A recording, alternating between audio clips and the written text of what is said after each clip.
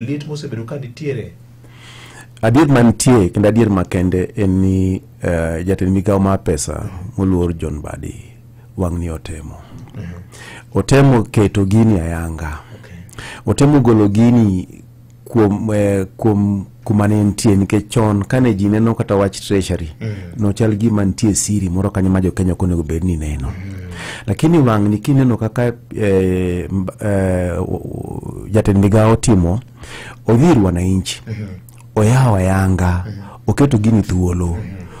oketo joma ng'eny ohusika koro kata ka nitie joma nigi maoni mopogore opogore lakini ok en maoni makech en maoni ma temo loso mondo gino bed maber opogore kaka ne nitie cha koro golo gini e treasury to kelo ne jopiny omiyo jopiny nafas mondo bende ogol maoni margi mondo gibe ginen gini marwa ok en mar serikal. Koro wach mani treasury cha ne tiyo kigin to giwe wananchi oko wang' naneno ka wachno odwa dok piny.